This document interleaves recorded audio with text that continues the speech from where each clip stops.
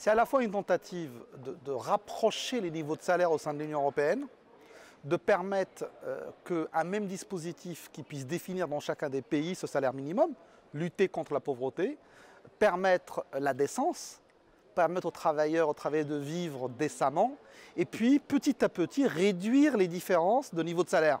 On le sait, en France, il y a quelques années, il y a eu le fantasme du plombier polonais. Nous souhaitons qu'il y ait une convergence vers le haut pour aussi lutter contre le dumping social et puis surtout éviter que ces différences de salaire ne continuent à servir de carburant à l'extrême droite et aux ennemis de l'Union européenne.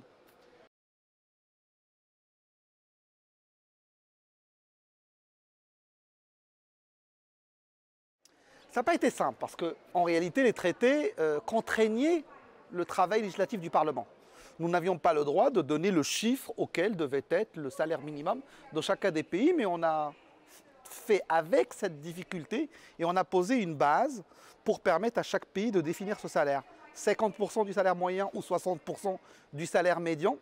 Et quand on regarde dans la mosaïque des pays européens ce que ça peut produire, il y a des pays qui ne seront pas concernés et le texte dit que ça ne peut pas aller vers le bas. C'est important de le dire, notamment en France, parce que l'extrême droite va s'amuser à le raconter.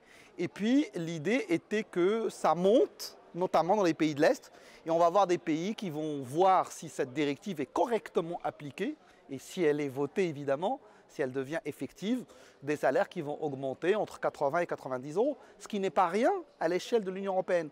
Aujourd'hui, l'industrie de l'automobile parfois délocalise en Pologne pour gagner 1 000 euros sur le coût de production d'une voiture, en sachant que les voitures là-bas sont produites avec moins de machines, plus de salariés. Et donc vous voyez que le jour où ce salaire minimum européen sera appliqué, on pourra commencer à lutter sans doute efficacement contre le dumping social.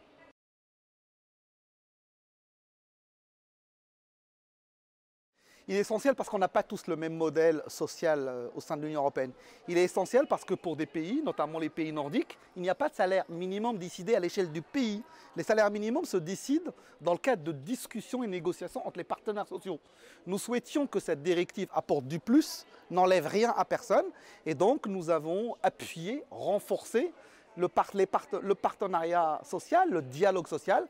Et donc là où le modèle social fait qu'il n'y a pas de salaire décidé par l'État, les partenaires sociaux continueront à être engagés, renforcés dans leur rôle, mais avec toujours cette logique de la décence. Ce n'est pas parce qu'il y a dialogue social que tout va bien, parce que dans un certain nombre de pays, parce qu'on est jeune, on gagne moins que les autres. Et donc on veut que ce salaire minimum s'applique à toutes et tous en tenant compte de la diversité des modèles sociaux.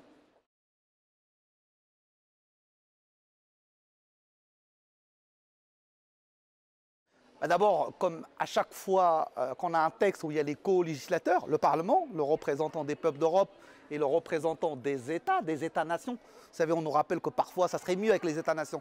On va devoir trouver un équilibre. Et nous, parlementaires, on va veiller à ce que le positif de cette directive, ce signal positif de convergence vers le haut, en tenant compte de la diversité des modèles, soit respecté.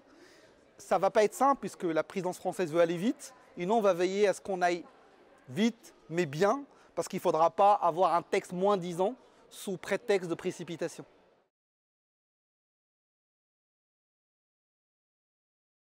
Renforcer la délégation du Parlement, être vigilant sur l'ambition politique, parce qu'en ce qui me concerne, c'est d'abord un texte politique.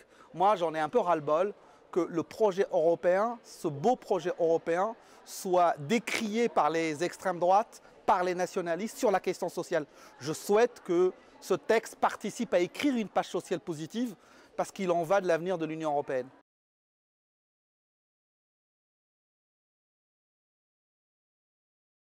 Je pense que la présidence française va tout faire pour que ce texte aboutisse. Surtout parce que ça ne coûte rien à Emmanuel Macron et à La République En Marche. Parce que je vous ai dit tout à l'heure, on ne peut pas faire moins bien. Et donc la France ne sera pas concernée par ce texte parce que notre SMIC est déjà au-dessus. Mais si la présidence française va être crédible, il va falloir que durant ce processus d'accélération de la négo, qu'il y ait des engagements en France. Il y a des travailleurs pauvres en France, il y a des gens qui ont du mal à se loger, il y a des gens qui vivent dans les passoires énergétiques, il y a des gens qui ne mangent pas correctement.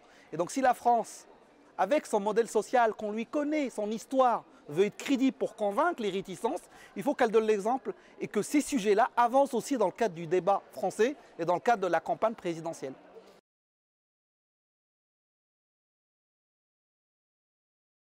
Je pense que les pays nordiques vont vouloir être en dehors du champ de cette directive sous prétexte qu'ils ont un modèle qui passe par la négociation. Je pense que les libéraux vont vouloir peser vers le bas pour avoir un salaire minimum qui ne change pas le réel et qui n'apporte pas de valeur ajoutée aux travailleuses, et qu'on va tenir bon pour que, enfin, cet acquis social devienne une réalité au sein de l'Union européenne.